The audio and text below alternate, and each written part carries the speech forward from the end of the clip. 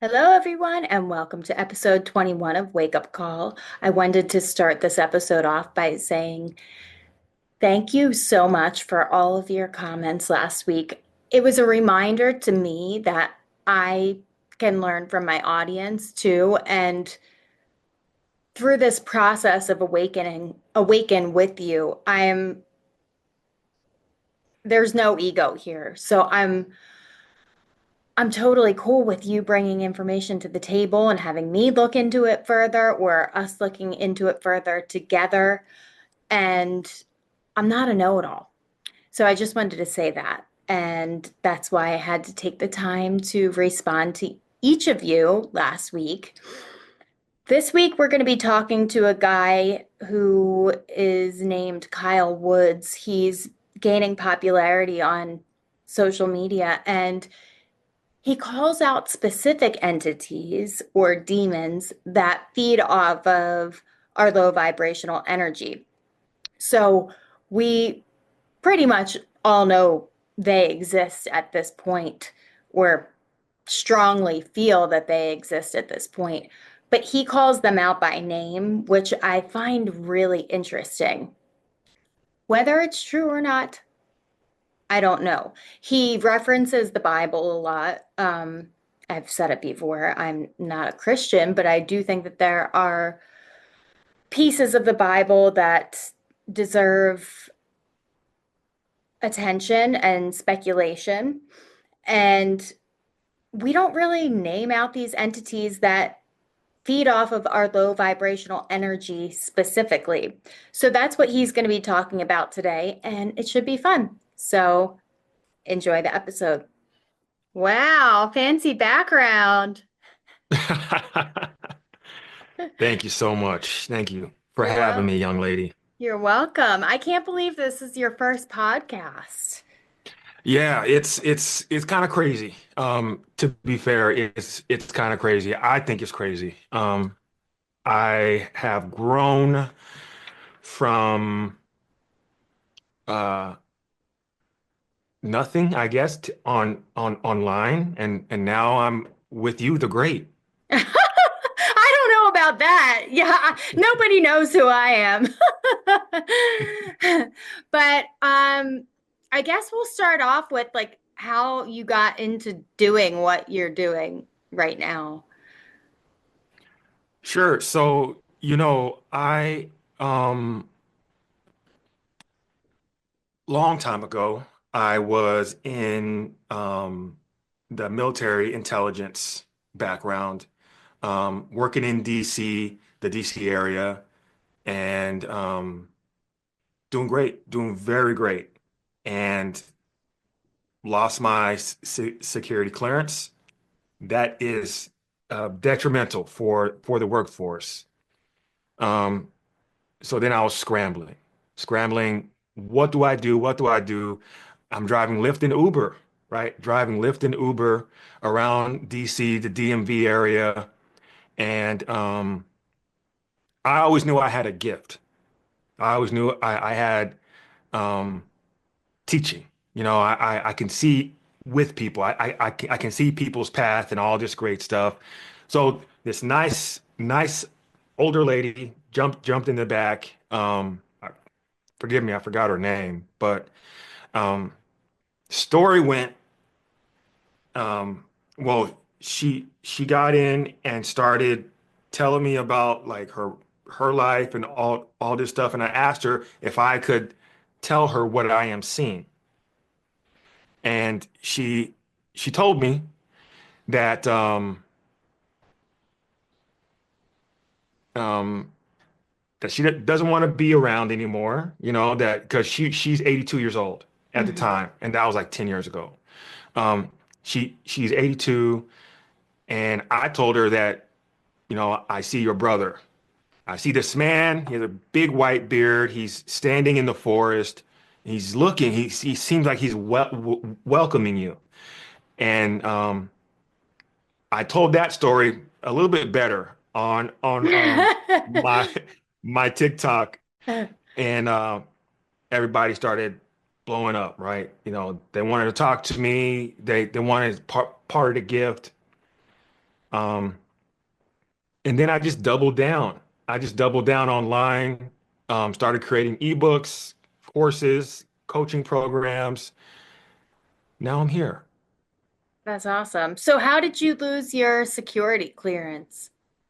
So, in the middle of switching jobs, because I was a contractor, not a federal government employee. Hmm. Um, what ended up happening was my annual or my periodic review for my security clearance, um, it it was due. So they were in reinvestigating all of my history, all that good stuff. Is very, very intrusive process. Yeah. Are you familiar with it? Well, my brother was in the military. He was a Marine, and Okay.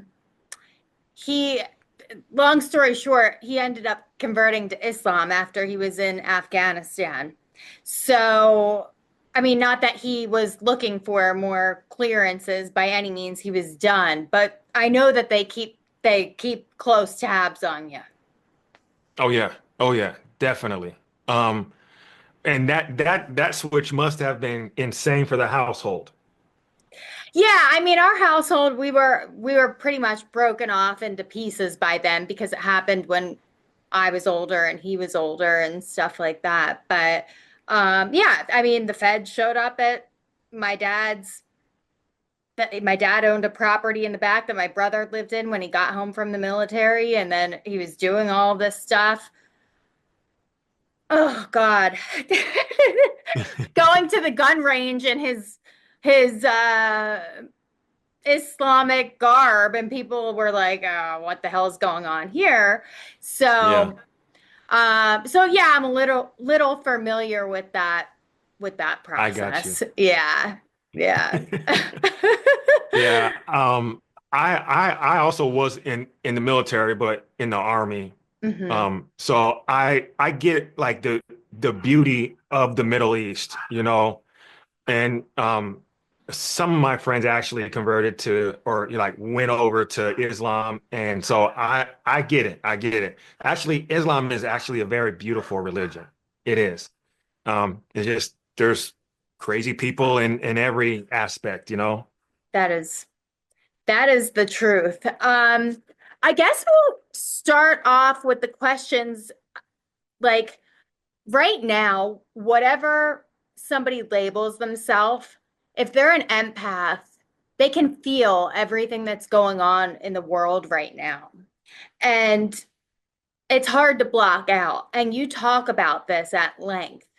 How are empaths supposed to deal with all of the trauma that's going on a collective level? Sure. Yeah. So empaths, I like to simplify empaths down to uh, a dish utensil. Okay. Like a sponge. Okay. You guys as empaths are the emotional sponge. You feel without conversation. It's almost like you're psychic. Almost. It's like right there. Um, when somebody's smiling, you know that they're actually hurting. When they're crying, you're like, oh, he's faking it. Um, it's weird. I'm not an empath, okay? And um, it's kind of interesting because the educated people um, think that everybody is empathic, and that's not true. There's a thing, reasoning. Reasoning, everybody has the ability to reason. Um, I'm a man, so reasonably, you can like you can have a reason that I do man stuff. Okay, you are a woman. You do woman stuff. Okay, sorry. To answer your question, I know. Um, um,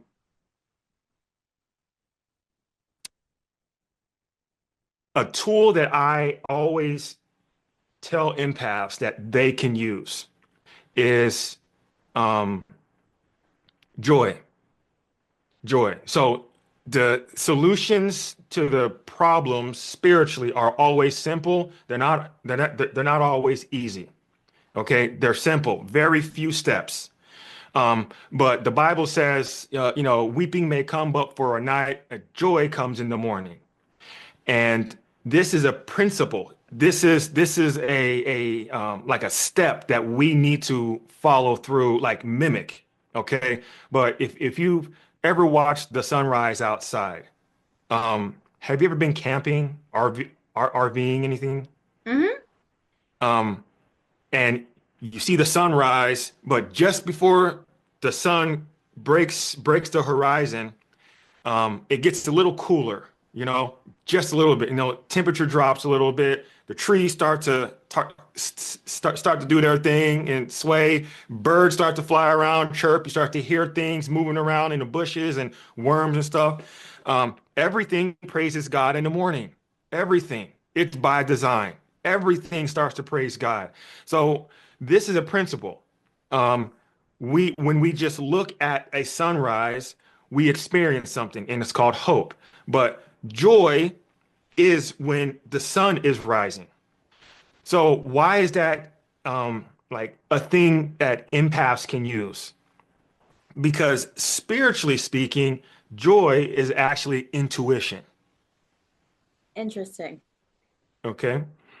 And intuition is, a lot of people say it's a gut feeling. Oh, my guts. We need to start, like, the first step with discernment is acknowledging properly. Call things out as they are. Okay, there's really no gray area in life, and I know people really don't like to be labeled, but my name's Kyle, right? Label me, you know, not hey, hey, hey, just calling somebody. But anyway, sorry. Um, you have to stop me. No, no, no, you're good. From a three-dimensional standpoint, yes, there are labels so we can better understand one another, but we are all consciousness at the end of the day. So I agree with you to a certain extent. The main reason I brought you on is because you call out these demons or entities specifically, which very few people are doing. Is that because you have a background in Christianity or the Bible, or you've come into contact with these demons or whatever yourself? I mean, how did that all happen? Because that's really what caught my attention about you. Nobody else is doing that. Sure, yeah. Um, I have not physically seen demons or angels. No human has except for I believe it's Enoch, I believe. Well, we can get into Or that too. yeah, yeah, yeah, Yeah. yeah. But so I love words. I love words, and I always get down to the root word. And I was raised Christian. To answer your question, yes, I was raised in a Christian church in Tucson, Arizona. Um, um, had some church hurt, you know. But what ended up happening was I started reading the Bible on my own. I started doing word study on my own, and not just the modern dictionary, not the biblical dictionary, but the etymology. And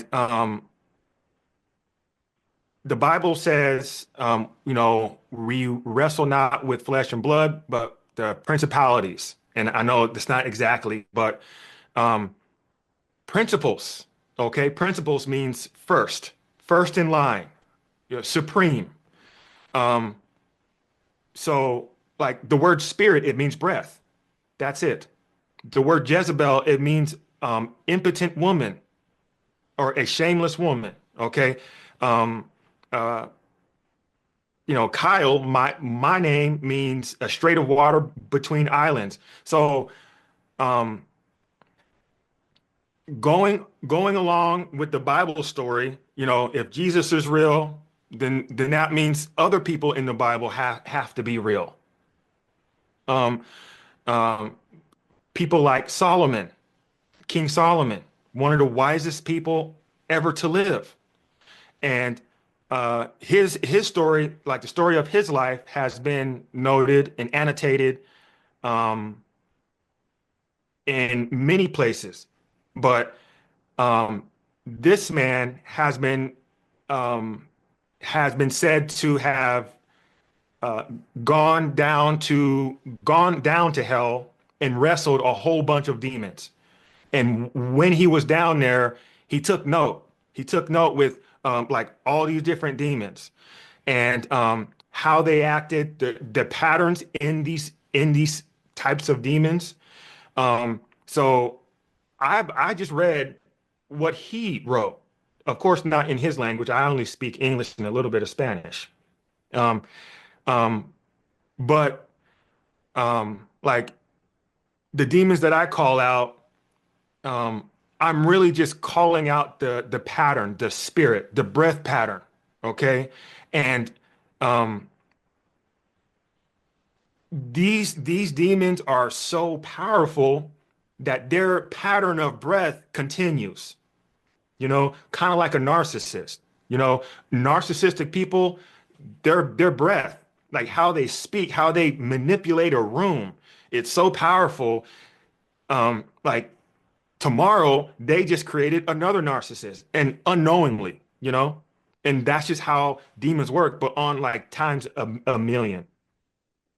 Yeah, I agree. I mean, when it comes to a lot of the biblical stuff, I don't know if it's referencing the demons and angels or whatever within inside of us, like, or if it's literal. There's certain things that I think are literal and certain things that I think are um more within each of us, but whatever it is, I think you're giving a lot of these answers that are important to people. Um, so you talk about a lot, like a lot of the demons distracting us and putting things off and waiting and not living your truth. How does that all work with these demons? Yeah, so procrastination, you're talking about procrastination, Hmm. and there are three demons that kind of rule over that they just play tag team or they'll get you individually. But the three demons are Belphegor, Asmodeus, and Ashtaroth. Okay. Uh, Belphegor is the demon of sloth. Okay. Sloth. Many people think that sloth is just about being lazy. No, the pattern is neglecting your responsibilities. And so, how sloth does it is it gets into your mind. So, most people don't even understand. Most spiritual warfare is a mind thing. And it's not about you shifting your mindset. It's understanding which demon is presenting the image here. So Belphegor presents an image, and it happens like in like a millisecond. He'll present an image of like let's say this podcast. Um, you may have been super nervous to contact me. Probably not, but super nervous to contact me. So Belphegor would put it in your mind. It's better to just look at somebody different that looks more like me. Okay, take the easy way. Okay, effort equals danger to Belphegor. Okay, danger, danger, danger. So now you're procrastinating. You're not moving as God told you to. I wouldn't be on here. Okay. The next demon is Asmodeus. This is oh wait, so Belphegor, one thing about Belphegor, sloth, is that he's the ruler of all addictions. Now, people get addicted to like drugs and alcohol, and then it becomes chemical. I got that. But when you are like idolizing a can of beer or some weed or whatever, that is your new god. That's idolatry. Make sense? Yeah, totally makes sense.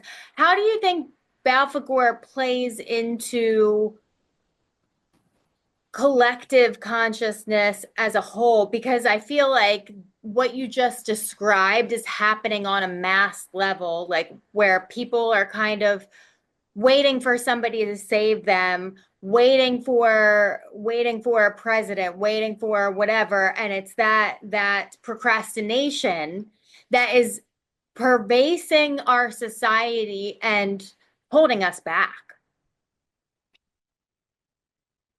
Okay, I'm sorry. Maybe I didn't understand your question. Balfagor, you say, is the demon who causes procrastination, one of the demons of procrastination, correct? Yes. So, how does that consciousness play into the collective, not the individual, but the collective? Because a lot of people are putting the blame on politicians and things Oh, okay. outside of Okay. themselves. Yeah. It's happening on a collective level, not just on an individual level, where we are holding ourselves back. Sure. Yeah, How sure. does that play into what you're talking about? Nobody told us life was supposed to be fun. No, that's not in any book ever. Like that's not for okay.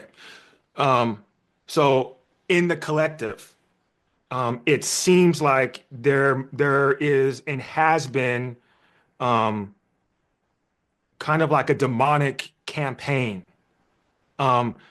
Every weekend.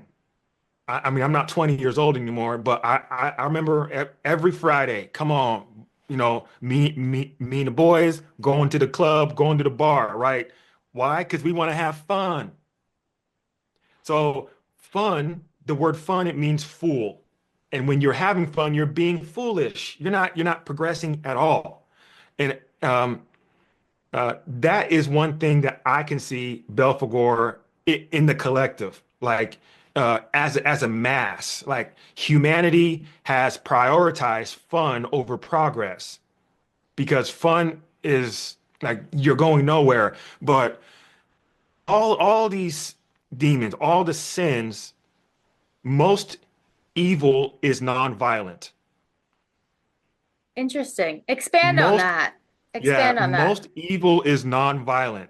And now of course we have to get down to what is considered evil. What is evil? Okay.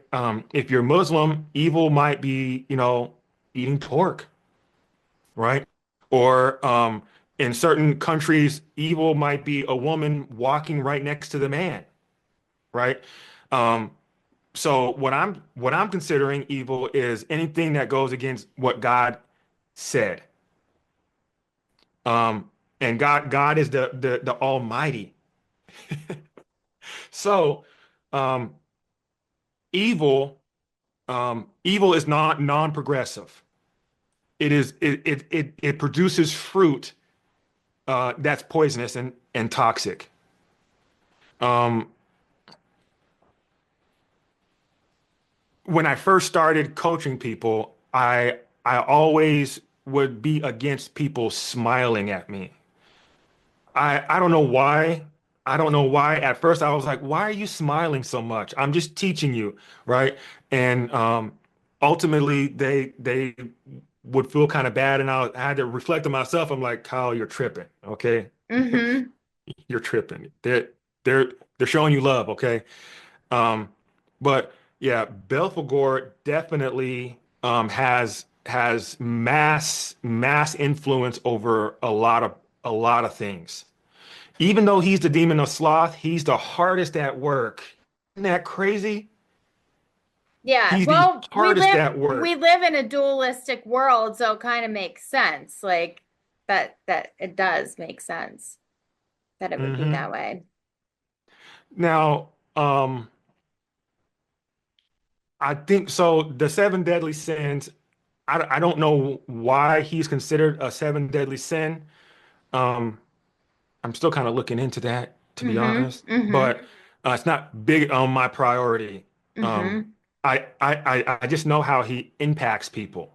Mm-hmm. Um, Now, Asmodeus is lust. Um, this is the demon of distraction. This is the demon of the flyby billboards, a squirrel running in front of a dog, this very handsome man or very extra sexy woman online. Um, it's like, hey, look over here. Just look over here. It's empty. I want you here, but there's no substance, It's like the right? woman in the red dress in the Matrix. Yeah, exactly, Mm-hmm. exactly, exactly. And now lust itself, um, it's it's a demon that many associate with sex because sex for most people is pleasing. Sex for most people is pleasing, but the word lust, it means any source of pleasure or delight. Any source, any source. So the easiest source, the most simple source is sex. It's sex. Not only that, but I look at sex completely differently. So in the beginning, God created the heavens and the earth. Okay, so what was before that? Nothing. At least in 3D, right? In 3D, there was nothing but before everything. And then what ended up happening, from the way I see it, is um, God had a chalkboard. That chalkboard is called existence, and the chalk is called creativity. And every time he wanted a tree, he'd swipe, and now we have oak trees. And if he wanted a dog, boom, now we have uh, Great Danes. And so as he was writing on that chalkboard, um, what ended up happening, like that process is called sex. Humans experience creativity as sex. So I think this is why lust or Asmodeus is another one of like the seven deadly sins, because God is giving humans the ability to direct. Like you can progress here or you can destroy yourself here. And if you're just looking at somebody online or being promiscuous or even having sex, like without the notion or like without the purpose of trying to create another human being, um, are are you wasting that? Like you're wasting God's provision, in my opinion. Mm-hmm. Mm-hmm. I didn't even know I was going to ask you this question, but since it's coming up in my mind, a lot of people and a lot of people in this audience believe that there's an ultimate creator, and then the creator of this matrix is actually the not the real God. Like there's a God above the universe, but the creator of this earth is actually more of a negative force. How do you feel about that? Do you think that that's the truth, or do you feel that there's something else going on? God is supreme, the Alpha and the Omega. But I understand it's tempting to believe in other gods that will provide you nothing but pleasure. Um, um, I don't um, I don't mind when people have their own way about seeing love, but you can only enter heaven in one way. So let's say your dad, my dad. I'm not going to use your dad as an example. Probably a Mhm. fine young man, okay? But my dad, if he has a house, there's a front door, a window, a back door, and a garage, and um, we want to come over and hang out and watch Saturday Night Live. What ends up happening is we have to come at a correct time. We have to come in through the appropriate door. Um, if we come in the house at 2 a.m. through the kitchen window, my dad's probably not going to greet us too too pleasing. Um, there are different ways to enter, but more than likely, you're not going to be existing too much longer if you enter through the wrong way. Um, Now, the word life. So this is why I love these definitions, man. I just get childlike. So the etymology of the word life. I'm sorry, I'm geeking No, out. no, Um, that's why you're here. so the word life literally means spiritual existence imparted by God. Word for word definition, etymology. Spiritual existence imparted by God. Didn't say Allah, didn't say Zeus, it didn't say, Sagittarius. But if people, um, you know,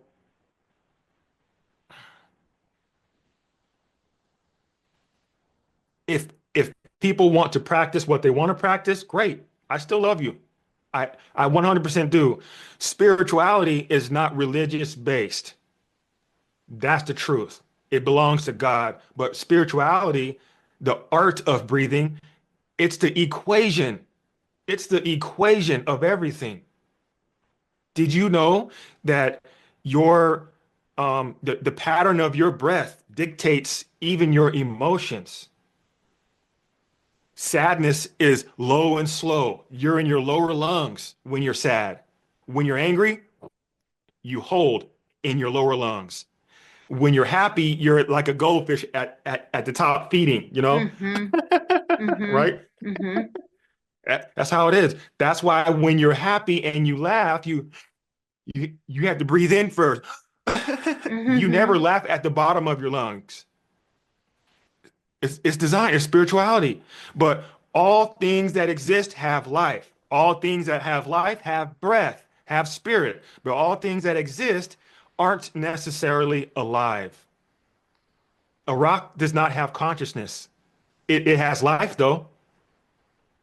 How do you feel about the concept of NPCs then? Like, have you ever heard the non-player characters and that a lot of people really like are not what you're saying they are? How do you feel about that concept? Yeah, I haven't really thought about that. I mean, they probably exist. I mean, a aliens are,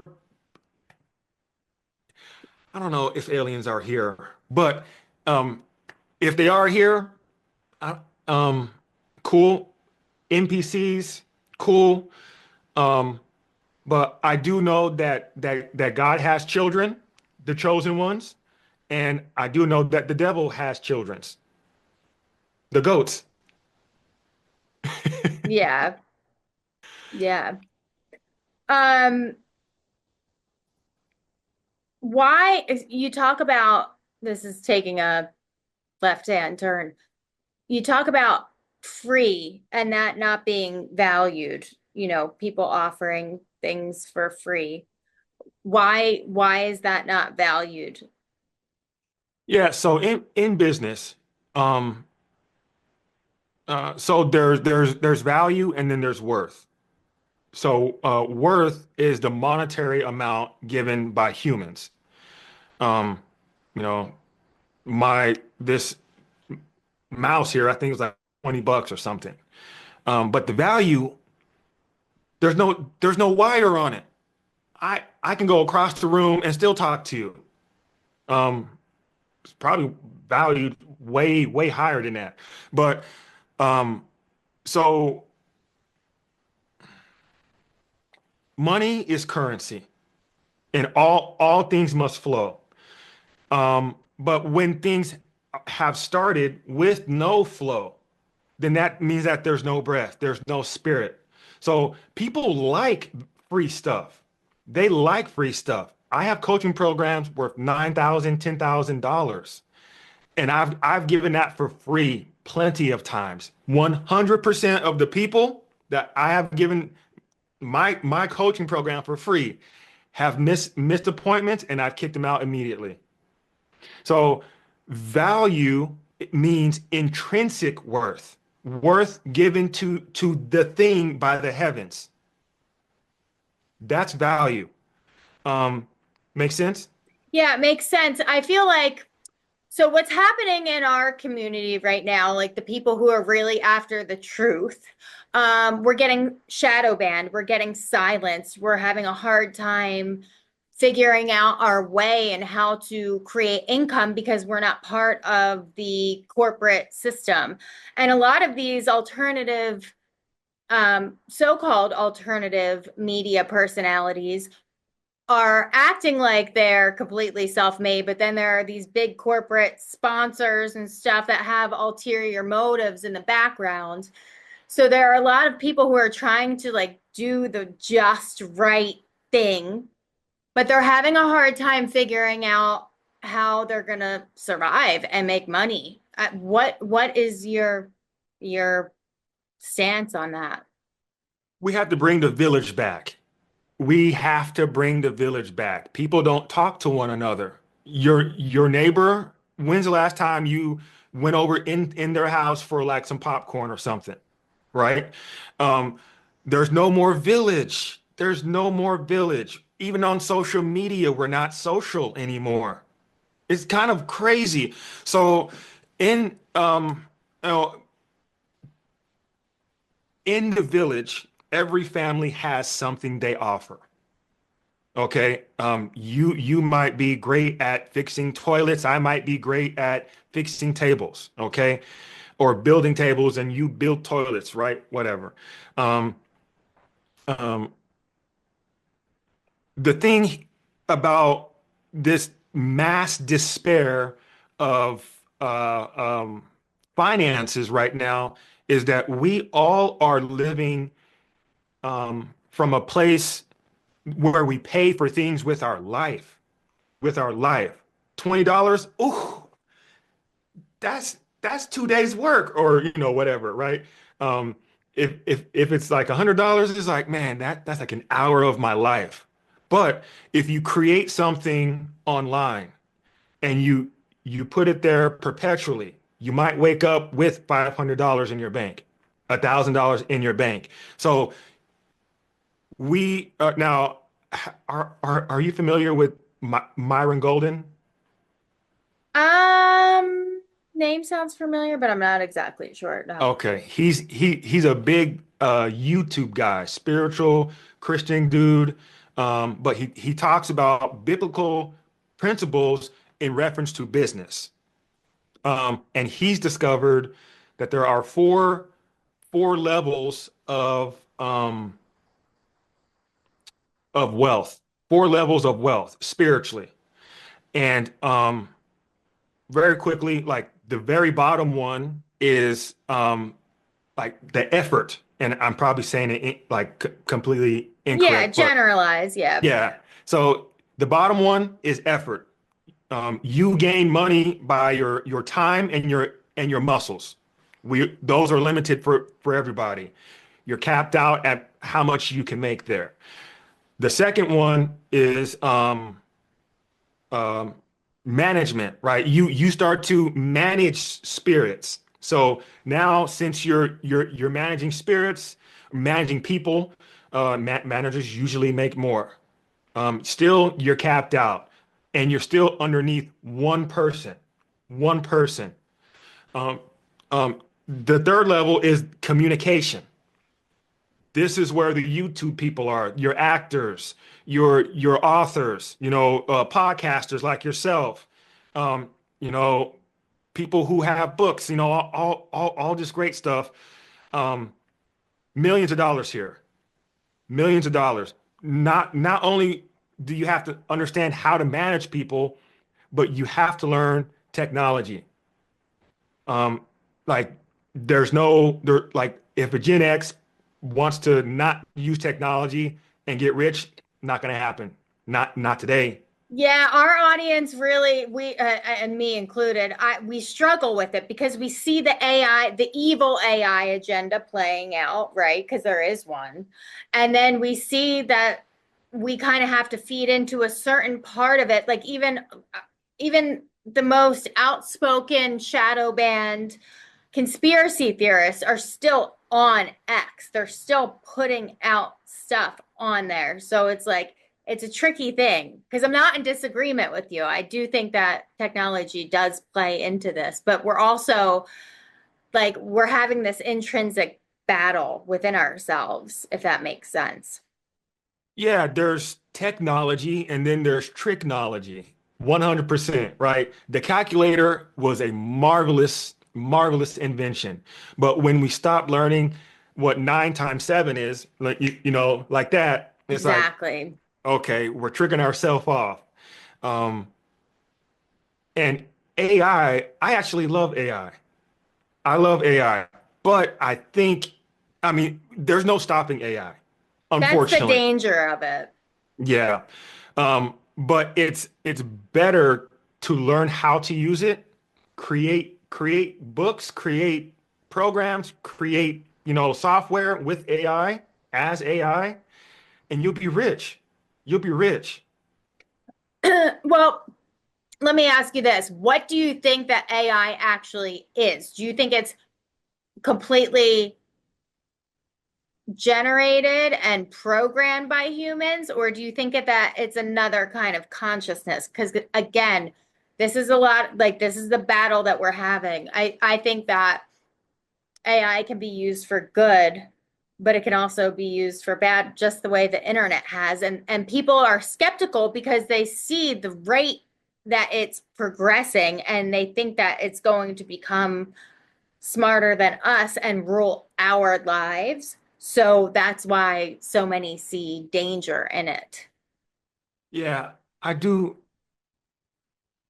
I do think AI might be a little might have some consciousness to be honest. I Yeah. do. Um I know like the programmers, they try to set parameters, but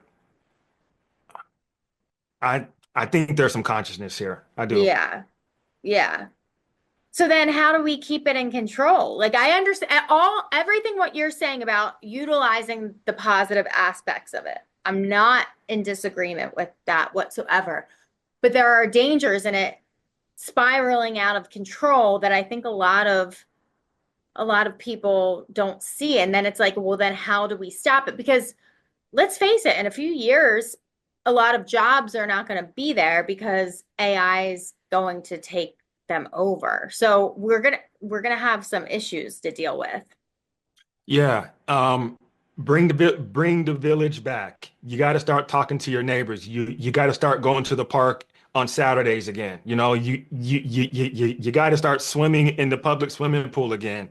Children had to start playing outside again. Got to start teaching kids about like how to like business. The young kids with their lemonade stand. Um, all the stuff has to come back, but that does not require AI. And um, like the Bible says, the greatest among you will be a servant, meaning the more spirits you serve, the more resources you'll get. It's just that simple. But most people in their 9 to 5 jobs, they're locked in. They're only serving one person. You'll never be great then. This is why most people are miserable in their 9 to 5 job. It doesn't matter how much you make. If you are affecting the community, you will have a sense of fulfillment. Yeah, and then hopefully make a living doing that, doing what you love. Yeah, I like what you say about kind of incorporating the technological aspects of what's happening, but also get back to nature, community, all of that stuff. Because I think that a lot of people who are about the AI stuff, they're not doing that. They're not incorporating that. So this all requires us to have a very strong balance from within. Would you agree with that? Yes, definitely. There definitely needs to be a level of awareness, and discernment for sure. And that is severely lacking in mass, in mass. Um, Awareness, man, I love this stuff, man. So, I'm sorry, man. Okay, awareness is not what you think it is. Awareness, so you have intuition. Um, and intuition is a spiritual perception. So intuition is when humans are looking at God or the devil. There's demonic intuition, like worry, when we are looking at our own destruction, just observing that we can't pay the bills, we Mhm. worry. That's demonic intuition right there. But when we look at our business thriving and 10xing, or us getting married, that's holy intuition. That's hope. So now there are different branches of intuition on both sides. Okay, there's a bunch of different branches of intuition on the demonic side and also on the holy side.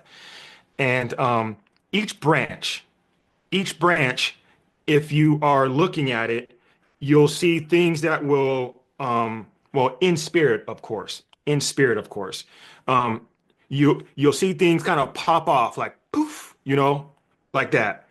Us observing this is called awareness. So if if I'm connected to you spiritually, and I'm looking at your branch of intuition of worry, and that branch will start speaking to me and tell me, oh, she's worried about her dog dying.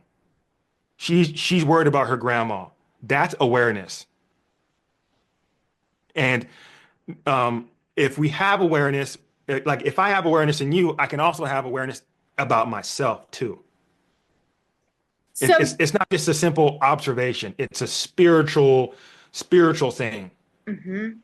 Yeah. Do you think that, like, if you had to pinpoint what is the problem with the world today, would you say it has something to do with awareness and self-awareness and that there's a lack of that and that's why we are where we are? Huh. That's a good question. I I I think part of it is yes. Yes. We a lot of us are not aware of who we are. Um, so we will cling to the first thing that is that feels good or is similar to us. And that to me is a mass identity crisis. Like there's a lot of people who don't know who they are, like who grew up without fathers, who grew up without mothers, who were or who had both, but still think that they're alien to their own family. There are fathers that are not passing down anything to their children, you know, and then the children are like, what am I supposed to do with my life? Like families are supposed to be business, you know, like um, a good thing, like families from Mexico. When I grew up in Tucson, Arizona, you would see the whole family doing the same thing in the same business. It's beautiful to see. It's beautiful to see. India, same thing, Not here in America. You're 8 years old, you gotta go. Mhm. Well, Um, why don't you speak on, because you talk about generational trauma and the demons that feed off of that. Because I think that that's way more common than people realize. I mean, I think almost every family deals with that. yeah, generational trauma. I say it's generational procrastination. Mm, Um, and as you know, like procrastination is the most accepted form of spiritual warfare because everybody's doing it. Everybody. Um, but for example, like the spirit of Jezebel, right? This demon will rip families in pieces. Um, so much that like a wife will get divorced from her husband. She'll be an alcoholic and run away. Um, and now like addictions take like 3 generations to recover from. And it all started from like the seed planted from the Jezebel spirit trying to dismantle something. Um,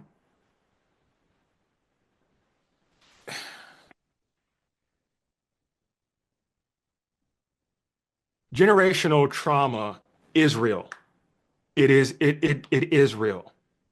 Because if I cook meatloaf with apples in it and I say that I got it from my grandfather, it's going to be passed down for generations still, and that's disgusting, right? Um, so if if people who are in the hood or like in low income areas think that they are not destined for college or they don't or that they need a business degree to open up a business, No, you that is know, the biggest lie ever. right? That's generational procrastination right there. That Yeah, idea, who that's horrible. yeah. So But Jezebel is that, do you pull that from the Bible? Do you pull her from the Bible? Because I don't know much yeah, about her. Jezebel Okay. is in the Bible. Yeah. Okay. And you think it's an actual entity, an actual demon, or do you think that it's just a form of consciousness? So when you say a form of consciousness, I need your definition. Something within us. Something within us that, like the little angel and devil on our shoulders, right? Like, is God and Satan within us, or are they actual forms outside of this bubble that we live in? Sure, sure. Um, so Jezebel was a woman. She's no longer alive anymore, but the pattern of her breath, her practices, still reign today. Um, but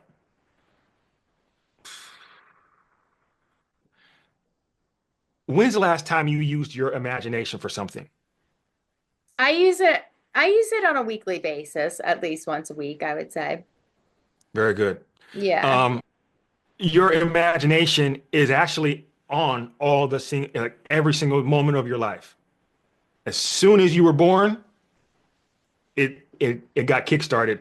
Well, maybe not as soon as you were born. I think maybe once you started language and memory, I think your imagination started. Um, but your imagination actually is where a lot of the images are presented in.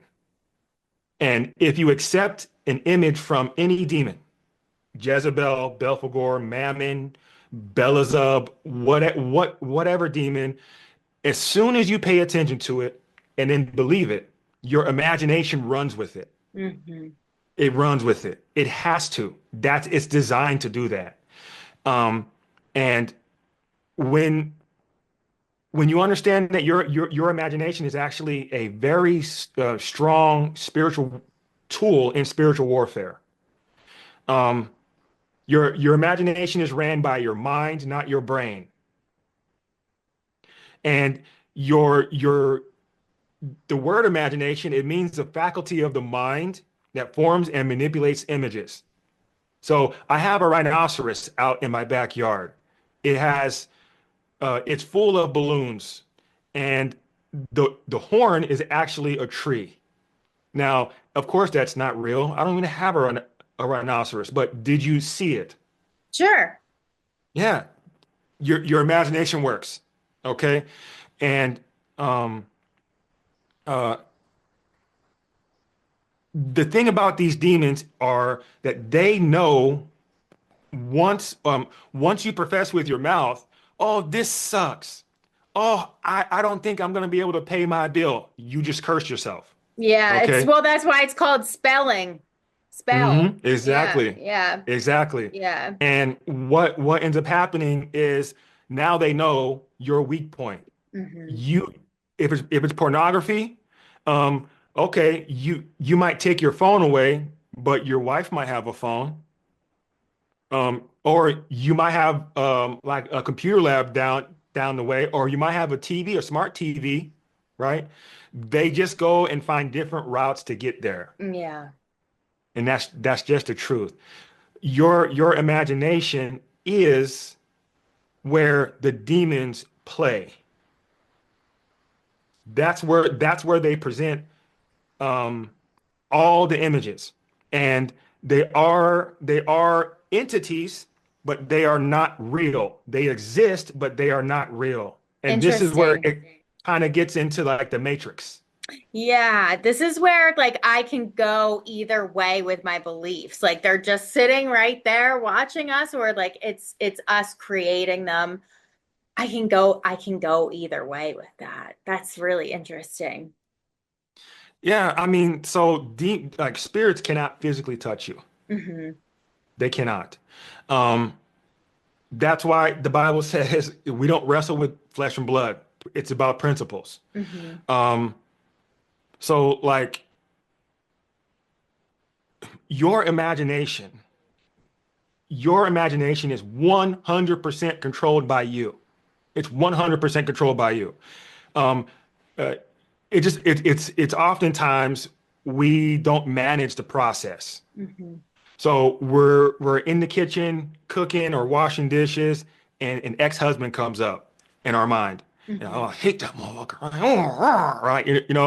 Um, oh, I can't cuss. No, you can. You can. Oh my God, this is my show. Of course you can. Okay.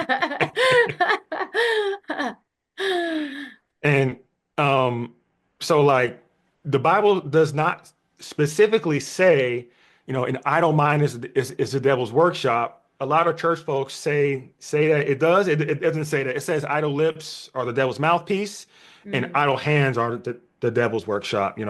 Um, Do you think but that that means like we're not taking control of our own mind and hands, and we're kind of letting something else do it for us? Do you think? exactly, that's Yeah. exactly what it means. Yeah. It's kind of like your car idling in the front yard on a Hmm. cold morning. Hmm. It's processing, the engine's running, all this stuff's happening. But what ends up happening is if it blows up because you didn't turn it off in time, Hmm. it's your fault. You left Hmm. it unmanaged. And we don't manage our brain. We don't manage our mouth. Like gossip is idle lips. Hmm. This is why gossip is a curse. Hmm. Okay? Arguing spreads Leviathan, the demon of pride and envy. And envy. So you Did bring you up, know that? I'm go sorry. ahead. Go ahead. No, you go. Did you know that self-pity is also envy? That makes sense because you're kind of hating yourself. hmm Like my life isn't good enough. Envy. Envy. Yeah. Envy's not jealousy. You just don't want them to have it, right? Hmm. Oh, Kyle has a beard. I don't want him to have it. But do you want the beard? No, I'm a woman, right? Hmm. But you flipping it, self-pity, one complaint is okay. A complaint in repetition, now you're cursing yourself. That's important. That's important for us to remember. Because I think we all do it to a certain degree, even when we know we're doing like I think to a certain degree, we all do it. It's just about being aware and catching ourselves. You talk about the book of Enoch. Mentioned that in the beginning of the episode. Um, why was that left out of the Bible? I don't know. I don't know. And I want answers. I do. I want answers. But a lot more was left out outside of the book of Enoch too. Yeah, I'm sure. hmm Um, I don't know, but so I, the Bible is not about religion. The Bible is about um, an alien invasion of a foreign planet, and it gives us principles on how to survive here and thrive. I That's what agree. it. I agree. And I'm not Christian, and I do agree with that, actually. Mhm. Yeah. And I just I just don't like that. It's like everything's so tribalized, you know?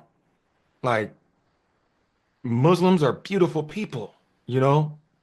Catholics are beautiful people. Christians are beautiful people. Do you People who think worship Satan, no, I'm playing. well, they have their own theories too. I mean, I certainly don't rub elbows with any of them, but I think religion is rooted in control. What are your thoughts on that? Um, so we all serve somebody. We all serve somebody. That's just the truth. Um, there are rules and regulations to anything and everything. Um, religion is about control. I'm fine with that. Um, I'm sitting in a chair. If I were to move violently in this chair, I'm out of control. The chair is going to break. Um, now, there's this concept or like this concept about religion or people who are like anti God, anti religion. You know, those people. Um, they somehow think they get to tell God how to be God. Well, that's Satanism, basically. Hmm. Yeah, It where you is. think you're God. That's what it is in a nutshell. Hmm. Um, and that has always fascinated me. It also makes me terribly sad for these people. Terribly, terribly sad for these people. Um, my motto is love is the only way, and it's true. Love is the only way. God is the only way. It's the only way. Yeah, I would agree with that. But I would think right under love would be knowledge because you can have all the love in the world, right? But if you're walking around blind and you don't know what's going on and you're not educated on the things that we're talking about today, then you're going to be deceived. So, right under love, I would say would be knowledge, probably. Yeah, love, knowledge, connection, um, communion, community. All these things are vastly important, vastly important. The Bible says, "For a lack of knowledge, my children will perish." You know, Exactly. and I remember when I started talking about demons, people came out the woodworks. People came out the woodworks, full of hate. You know, why are you naming these demons? I'm like, don't you want to learn them? They're like, you shouldn't be calling them out. I was like, if you learn about a computer, are you gonna grow wires out of your head? You know? Mm-hmm. He's like, Jesus, man. Um, but that's Leviathan too. Okay. Leviathan is the demon of pride and envy, but he's depicted as a sea monster.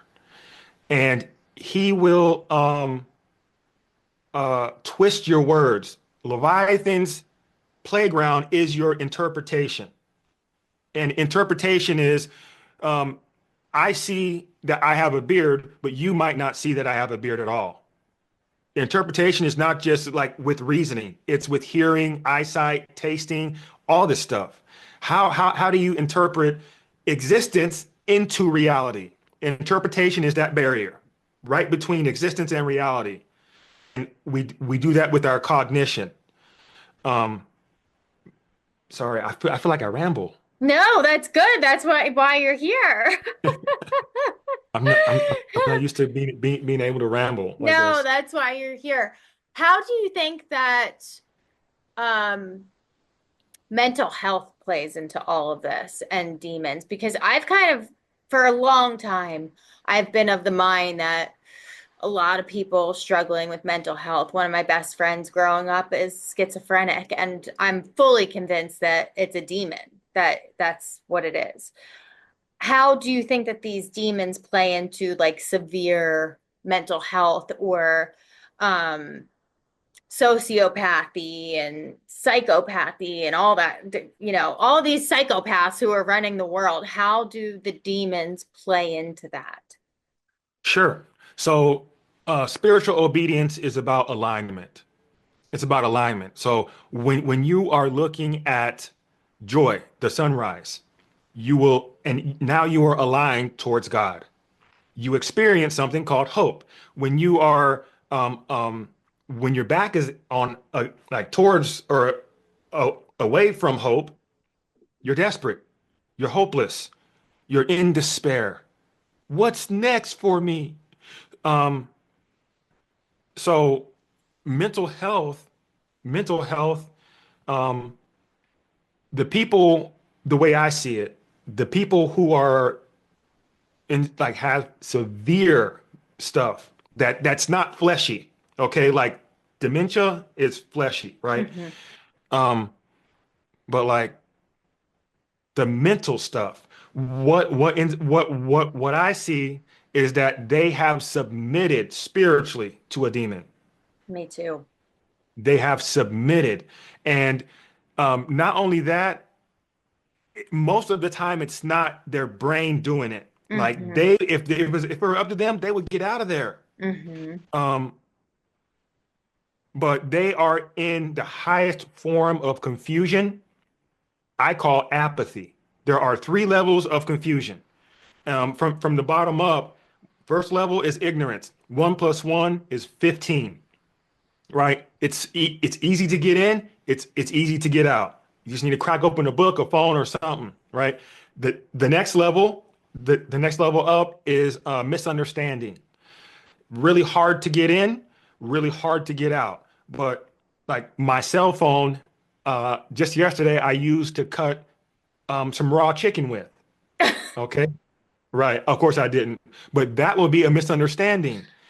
I had to, learn several pieces incorrectly, and then now I have reasoned or understood this thing incorrectly altogether. So now I have to unlearn all these things, and it's painful. It's painful.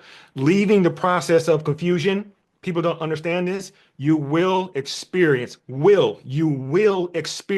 embarrassment and also um, a thing called cognitive dissonance. Mm-hmm. You will. If you don't experience those things, you're going to stay inside of confusion. But the highest level of confusion is called apathy. And apathy, it kind of sounds, if you don't know the word, it sounds good actually. Apathy. Oh, I'm apathetic. Mm-hmm. Whatever. Um, but the word means passionless existence. Passionless existence. It means in spirit you can't feel. This is where empaths who receive through touch are now receiving through their ears. It's like trying to detect the grain, like the texture of a grain of sand, and by putting it inside your eyeball. Like danger, danger, danger, danger, right? I'm never stepping on any sand ever again, you know? So the people who are have like really bad mental health, they're apathetic. They're on the highest level of confusion. And also they have submitted to a demon. I think we saw that, like, so what you're explaining about empathy versus apathy, I think we saw during the COVID era, and everybody kind of fell into one category or the other. And the world is a lot more apathetic than I thought it was. It is, unfortunately. It really is. I I mean I knew stuff was always online, but like maybe maybe I just became privy to it when COVID hit, but I saw like a lot of a lot more fighting videos, and especially on X, people getting like killed and crazy stuff. And it's like there's a lot more acceptance to that, you know? It's a lot more acceptance. It's like they're numb. They're Yeah, numb to that. Um, people are scamming people. I don't like it. I I don't like know. it. I don't But like it either. to leave apathy, um, it is not simple and it is not easy, but it can be done. Fasting and praying. Prayer, many people have got prayer all wrong. People have gotten prayer all wrong. When you're praying, the word pray, it means to beg. So if you're praying to God, if you're praying to Zeus, if you're praying to Shiva, whatever, um, and they talk back to you and they communicate back to you, that's not called prayer. Mm-hmm. They don't beg you for anything. Mm-hmm. Okay, that's called intuition. When it's going to, it's called prayer. When it's coming back, it's called intuition. Mm-hmm. But people think that as long as I'm talking to God, I should be good. First, you need to get God's attention. And to get God's attention, you need to accuse him. How? How do you accuse God? Thank you, God. God, I want to thank you right now. Thank you, thank you, thank you, thank you, thank you. An accusation is twofold. It's bad and it can also be good.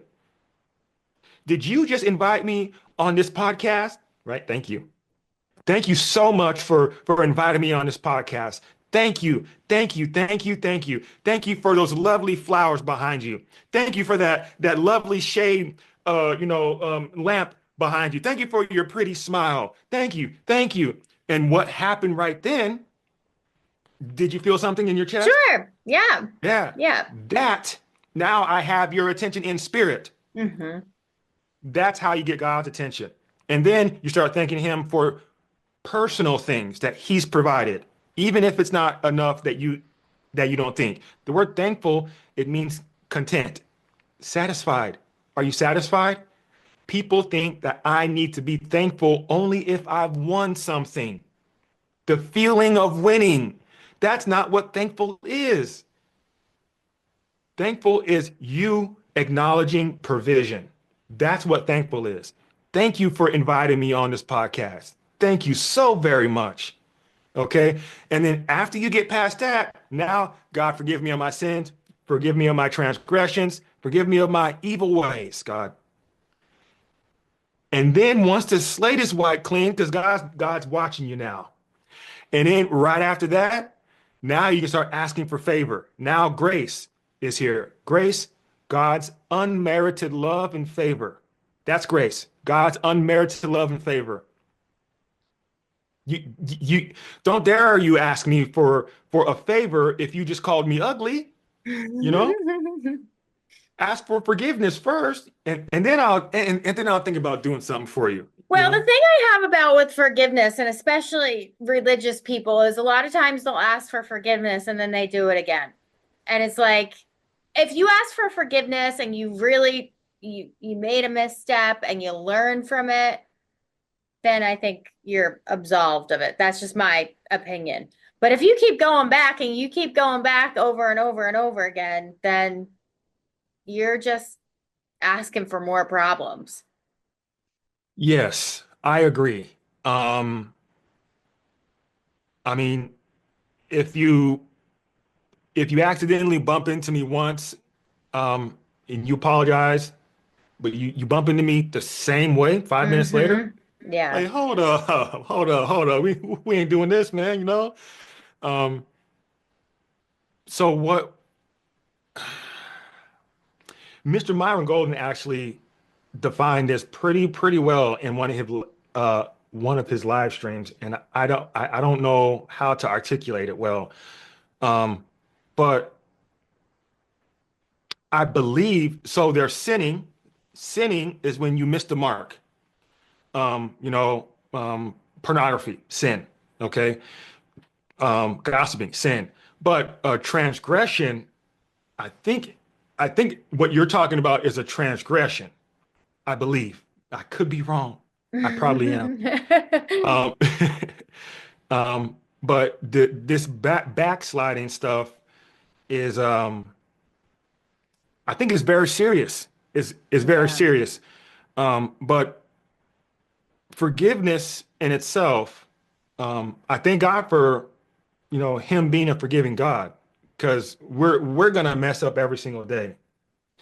Um, and forgiveness is not taught well. It simply is not taught well at all. And this is like that's one reason why I wrote a whole chapter on forgiveness in one of my ebooks. And it's like the word forgive, it means to give forth, it not to accept, okay, not to forget. In all actuality, um, you cannot forget in a healthy way. yeah. I You don't think you humans are really capable of it. I mean, it's called no. dementia. Yeah, yeah, it's true. That's true. Mhm. So you can't forget, but all when I grew up, I was told, the whole phrase, forgive but don't forget, forgive but don't forget, forgive but don't forget, just look past it. And I held grudges for the longest time, Me not too. understanding what forgiveness is, you know. Yeah. Forgiveness is when give yourself space between the binding emotions that are clouding your vision so that you can make decisions clearly. It's not about accepting what they did or rejecting it. It has nothing to do with them. The moment you place blame on somebody else is the moment you give your power away. That's the truth. And That what ends is up so happening, true. it's true, man. And it feels good. It feels so good to blame somebody else for our life, even if they lied to us. It's like, man, Kyle lied to me about this. It's like, well, my discernment wasn't that good. I should have caught it. It looks like I need to go back and do some more studying.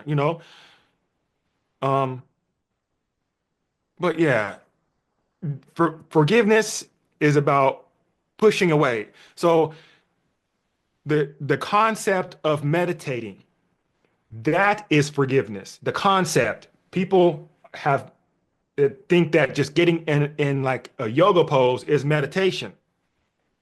No. No. um m- Middle, median, meditate. It's finding the center. It's the journey inwards.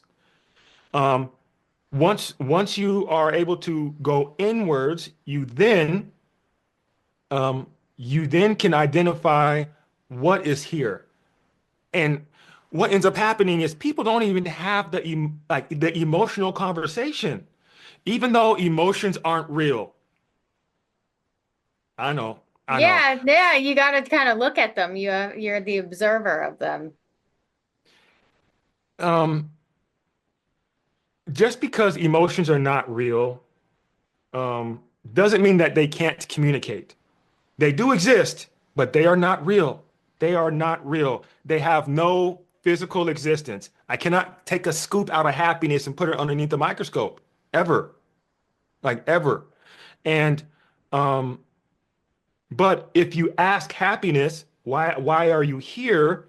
You'll get an image in your head, an image of the bar, an image of your grandpa, an image of, getting money. Okay? Happiness will tell you, but not in human language, in images. Sadness, why are you here? Oh, my dog just died. Oh, my car broke down. Oh, this, oh, that. Okay, images. Okay. Um, did you know that emotions weren't real? Yeah. I'm the Mm. I'm the observer of them. Yeah. Yeah. Yes, ma'am. There's something Very good. outside of me. Yeah. Yeah. But I think that people get overwhelmed with them and it consumes them. Yes, because they identify as them. Yes. Like, I am happy. There Yeah. goes the spell again. I am happy. And then what does happiness do? It begins to make decisions for you. Happiness begets more happiness. Happiness wants to stay alive. So go back to the bar. Go back earning more money to maintain this happiness. Sadness too. Go back to your room and don't talk to anybody. Don't respond to anybody's text messages. I want to like sadness wants to stay sad. Anger wants to stay angry. That's it. Like and venting is spiritual transfer.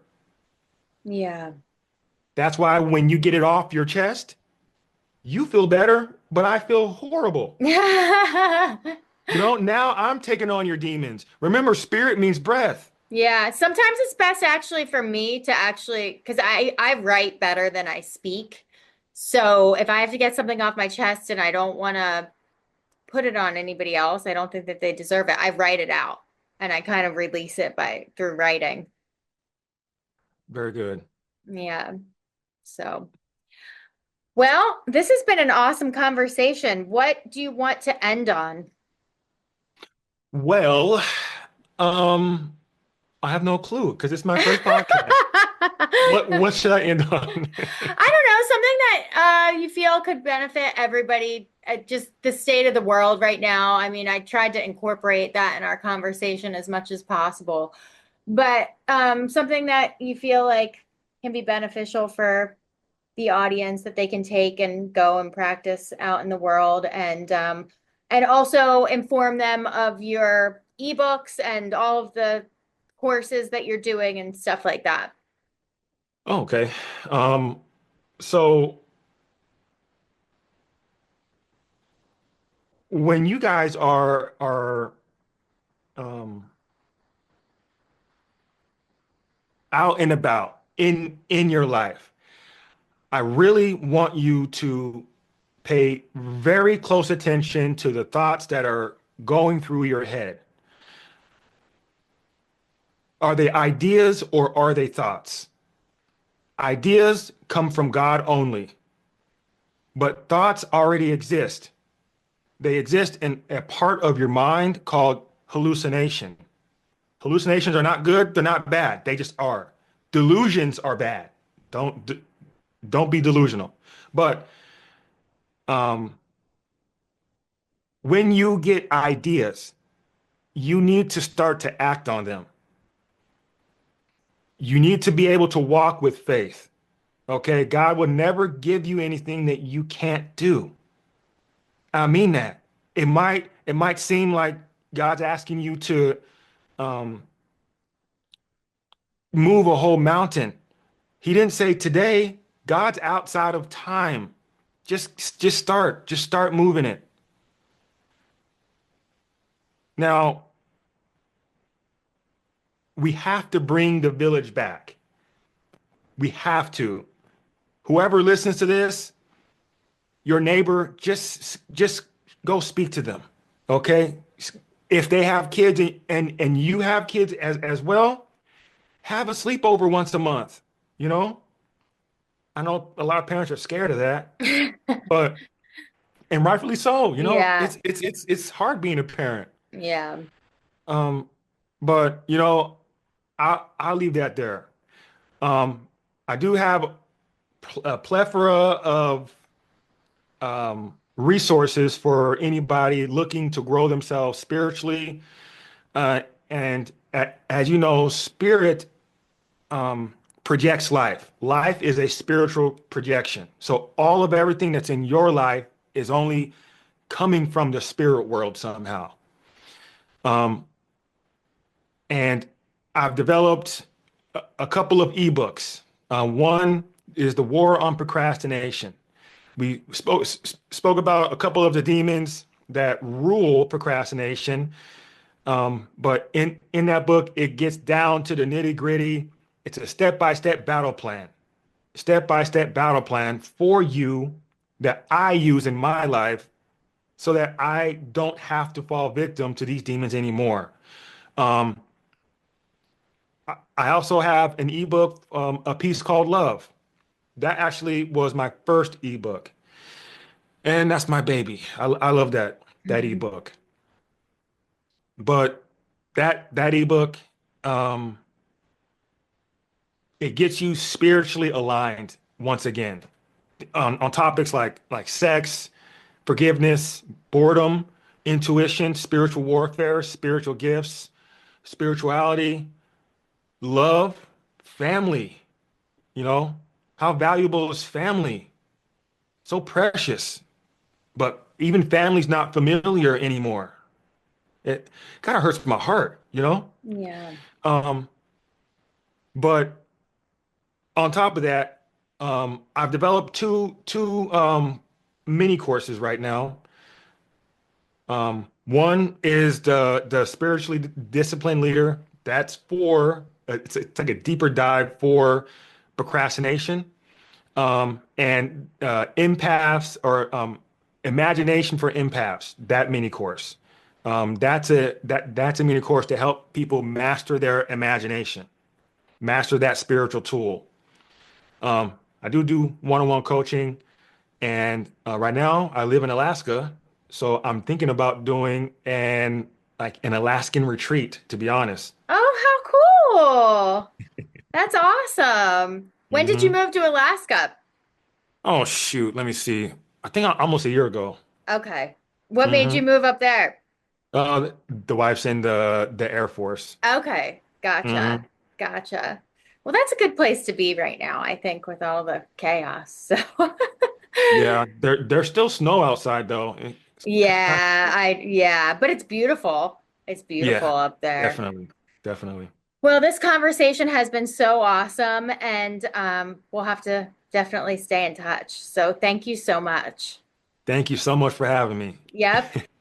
All right, I'll talk to you soon. All right, see ya. All right, bye.